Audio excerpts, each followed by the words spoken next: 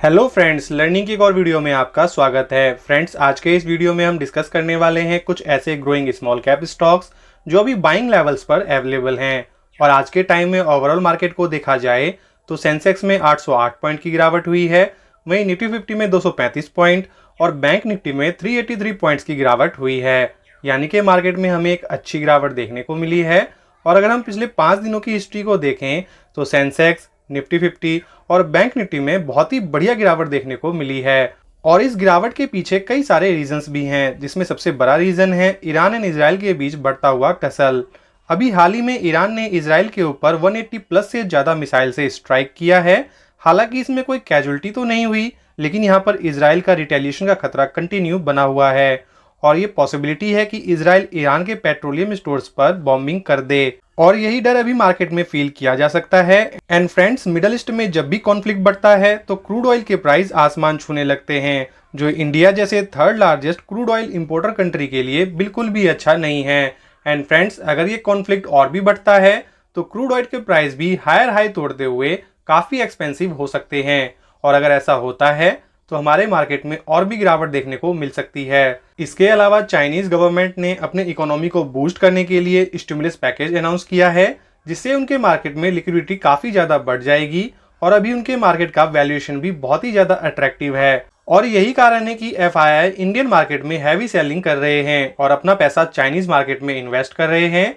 FII की heavy selling का impact भी हमें इंडियन मार्केट में देखने को मिल रहा है, और इन्हीं रीजन की वजह से हमें मार्केट में बहुत ही ज्यादा पैनिक देखने को मिल रहा है और छोटे रिटेल इन्वेस्टर स्टॉक सेल करके अपना प्रॉफिट बचाने में लगे हैं। बट फ्रेंड्स, हमारे इन्वेस्टमेंट जर्नी का रियल टेस्ट इसी टाइम पर होता है। इससे पहले भी मार्केट में बड़ी बड़ी गिरावट हो चुकी है, लेकिन जिन्होंने पेशेंस के साथ अपने पोर्टफोलियो को लॉन्ग टर्म के लिए होल्ड किया, वो मल्टीपल रिटर्न्स बनाकर बैठे हैं।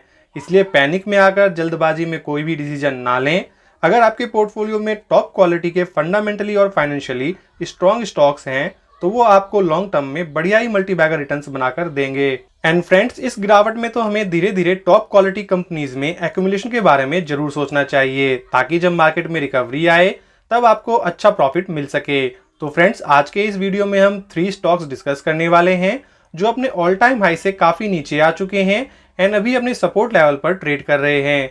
तो वीडियो बहुत ही ज्यादा इन्फॉर्मेटिव होने वाली है, इसलिए बिना स्किप किए पूरा एंड तक जरूर देखिए। एंड फ्रेंड्स, अगर आपने चैनल पर फर्स्ट टाइम विजिट किया है तो चैनल को सब्सक्राइब करने के साथ साथ बेल आइकन पे क्लिक करके ऑल पर क्लिक कर दीजिएगा, ताकि आगे आने वाले सभी इंपॉर्टेंट वीडियोस की टाइमली नोटिफिकेशन आपको मिलती रहे। तो चलिए मूव करते हैं आज के अपने स्टॉक्स पर। आज के वीडियो की हमारी फर्स्ट कंपनी पाइप इंडस्ट्री से रिलेट करती है और एचसो pipes, also pipes, DI pipes, seamless pipes and pallet जैसे कई प्रोडक्ट्स की मैन्युफैक्चरिंग करती है, जिसका इस्तेमाल वेरियस सेक्टर जैसे कि oil, gas and water industries में किया जाता है। और ये कंपनी पाइप मैन्युफैक्चरिंग में लीडरशिप पोजीशन भी इंजॉय करती है। यहाँ पर हम बात कर रहे हैं जिंदल सॉल लिमिटेड के बारे में। कंपनी का मार्केट कैप 23,217 करोड़ का है और स्टॉक पी बहुत ही बढ़िया 13.2 का है और इंडस्ट्री पी 22.4 का है।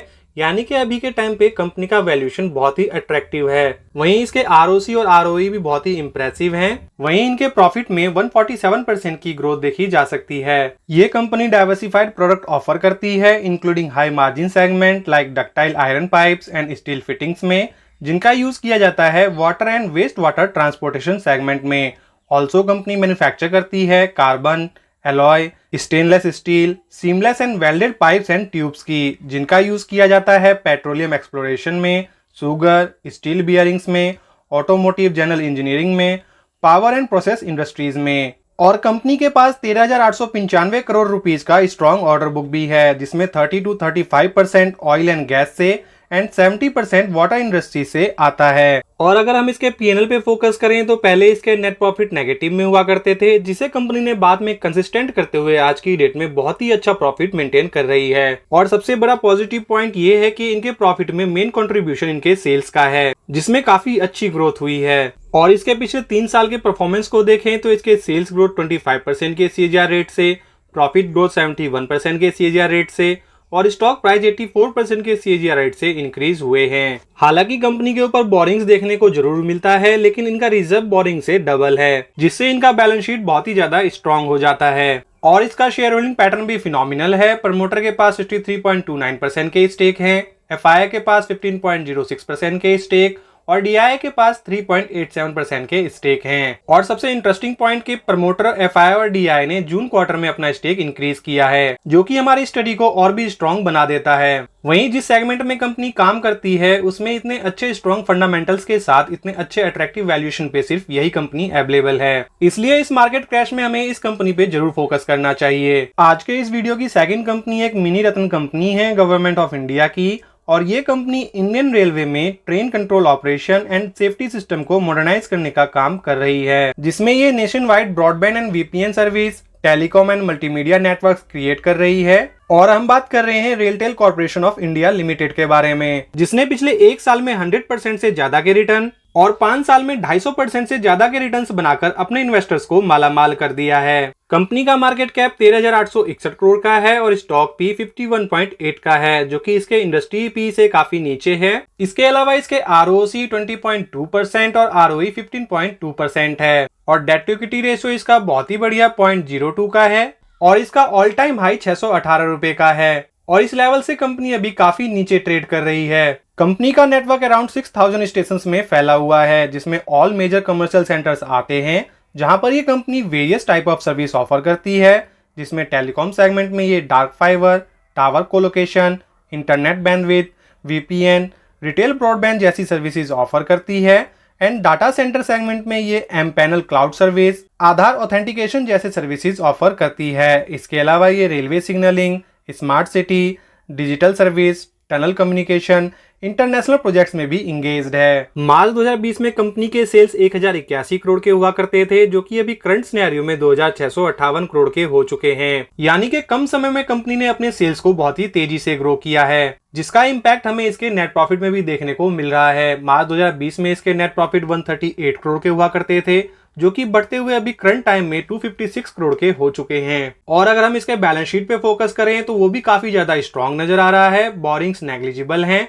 वहीं रिजर्व कंपनी ने बहुत ही बढ़िया मेंटेन कर रखा है। कंपनी का शेयर होल्डिंग पैटर्न भी वेल बैलेंस्ड है। प्रमोटर के पास 72.84% के स्टेक हैं, FII के पास 2.15% के स्टेक और DII के पास 2.86% के स्टेक हैं। कंपनी के फंडामेंटल्स बहुत ही ज्यादा स्ट्रॉन्ग हैं और अभी ये 27% के बढ़िया करेक्शन पर अवेलेबल है। फ्रेंड्स, इनके बिजनेस में बहुत ही अच्छी ग्रोथ देखी जा सकती है और इन फ्यूचर भी ये कंपनी कमाल का बिजनेस कर सकती है, इसलिए इस लेवल पे हम फ्रेश एंट्री करते हुए लॉन्ग टर्म के बारे में जरूर सोच सकते हैं। और हमारी थर्ड कंपनी भी रेलवे सेक्टर से रिलेट करती है और ये company freight wagon, passenger coaches, metro train, train electricals, steel casting, specialised equipment and ship जैसे प्रोडक्ट्स की मैन्युफैक्चरिंग एंड सेलिंग में इंगेज्ड है और ये कंपनी अपने प्रोडक्ट्स ऑफर करती है डोमेस्टिक एंड एक्सपोर्ट मार्केट में। और यहाँ पर हम बात कर रहे हैं टीटागढ़ रेल सिस्टम लिमिटेड की, जो अभी रिसेंटली ही जून 2023 में लिस्टेड हुई है और तब से लेके अब तक अप्रॉक्स 139% की रिटर्न बनाकर दे चुकी है। वहीं कंपनी ने पिछले कुछ सालों में बहुत ही बढ़िया परफॉर्म किया है। अगर हम इसके पिछले 3 साल के परफॉर्मेंस को देखें तो इसके सेल्स ग्रोथ 36% के CAGR रेट से,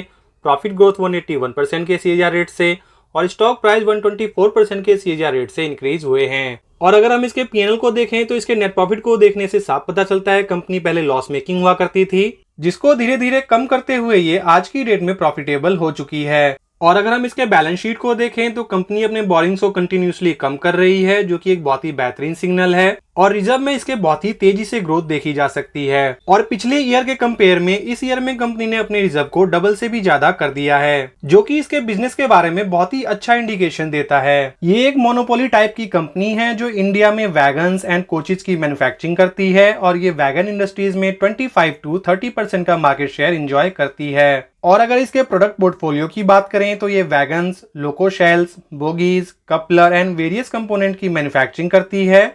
ऑल्सो ये कंपनी डिफेंस सेक्टर के लिए भी मैन्युफैक्चरिंग करती है, जिसमें ship building product like coastal research vessels, naval vessels, passenger ships, integrated field vessels शामिल हैं। इसके अलावा ये metro coaches, passenger coaches, EMU, train seats, monorail, propulsion equipment, traction motor और इससे रिलेटेड कंपोनेंट की डिजाइनिंग एंड मैन्युफैक्चरिंग करती है। और कंपनी के पास 27,443 करोड़ रुपए से ज्यादा का स्ट्रॉन्ग ऑर्डर बुक भी है, जो कि इसके मार्केट कैप से भी डबल है, जिससे हमें एक अंदाजा मिल जाता है कि कंपनी में इन फ्यूचर कितनी ज्यादा ग्रोथ देखने को मिल सकती है। हालांकि स्टॉक पी के अकॉर्डिंग इसका वैल्यूएशन थोड़ा सा हाई देखने को मिल रहा है, लेकिन हमें यहाँ पर ये बिल्कुल भी नहीं भूलना चाहिए कि फ्यूचरिस्टिक सेगमेंट में बिजनेस करने वाली कंपनियों का स्टॉक पी हमें ज्यादातर हाई देखने को मिलता है। इसके अलावा इसके ROC 25% और ROE 18.1% का है।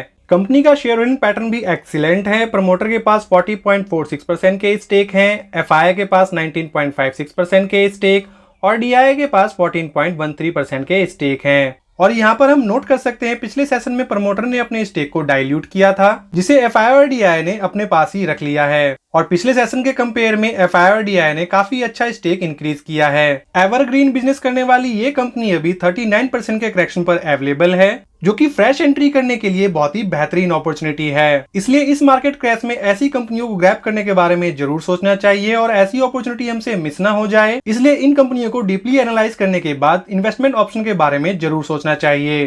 फ्रेंड्स, इस मार्केट क्रैश में ये स्टॉक्स एक बेहतरीन पिक साबित हो सकते हैं, क्योंकि इनके फंडामेंटल्स स्ट्रांग होने के साथ साथ इनके बिजनेस में भी अच्छी ग्रोथ है। एंड फ्रेंड्स, इस मार्केट क्रैश में आपने अपने पोर्टफोलियो में कौन से स्टॉक्स ऐड किए हैं, कमेंट कर जरूर बताएं। वीडियो को लाइक एंड चैनल को सब्सक्राइब जरूर करें। Thank you for watching this video.